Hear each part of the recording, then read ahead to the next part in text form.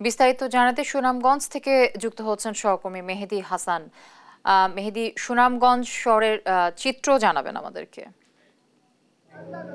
দেখুন, সুনামগঞ্জে গত 2 দিন ধরে ব্যাপক বৃষ্টিপাত হয়েছে এবং পাশাপাশি ভারতের যে মেঘালয় রাজ্যের চেরাপুঞ্জি, সুনামগঞ্জের একদম সীমান্তবর্তী, সেইখানেও কিন্তু চেরাপুঞ্জিতে কিন্তু ব্যাপক বৃষ্টিপাত হয়েছে। গত 24 ঘন্টায় ভারতের চেরাপুঞ্জিতে 395 মিলিমিটার বৃষ্টিপাত হয়েছে এবং সুনামগঞ্জে 67 মিলিমিটার বৃষ্টিপাত রেকর্ড করা হয়েছে বলে জানিয়েছে পানি উন্নয়ন বোর্ড, যার ফলে সুনামগঞ্জ আসলে পৌর শহরেও বন্যার পরিস্থিতি সৃষ্টি হয়েছে। আপনি দেখতে পাচ্ছেন আমি এই মুহূর্তে আছি সুনামগঞ্জের উকিলপাড়া পয়েন্টে। এই পয়েন্টে 3টি সড়ক, একদিকে হচ্ছে হোসেনবগ চত্বর, আরেকদিকে হচ্ছে কাজীর পয়েন্ট।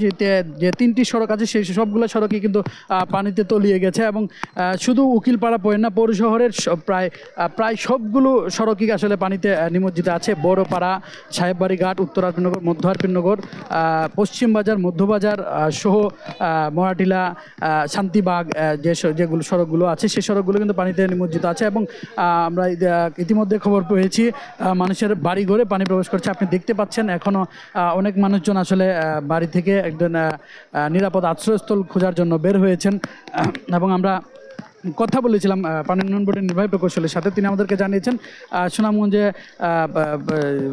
সুরমা নদীর পানি বর্তমানে বিপদসীমার 68 সেন্টিমিটার উপর দিয়ে প্রবাহিত হচ্ছে। আপনাকে আরেকটি বিষয় জানিয়ে রাখি, এই বন্যার পরিস্থিতির মধ্যেই কিন্তু আবহাওয়া অধিদপ্তর একটি খারাপ খবর আমাদেরকে জানিয়েছে। আগামী 72 ঘন্টা বৃষ্টিপাতের একটি সম্ভাবনা তারা দেখছেন এবং তারা আমাদেরকে জানিয়েছেন আরও 72 ঘন্টা ভারী থেকে অতি ভারী বৃষ্টিপাত হতে পারে, যার ফলে বন্যার পরিস্থিতির আরও অবনতি হতে পারে বলে তারা বলছেন।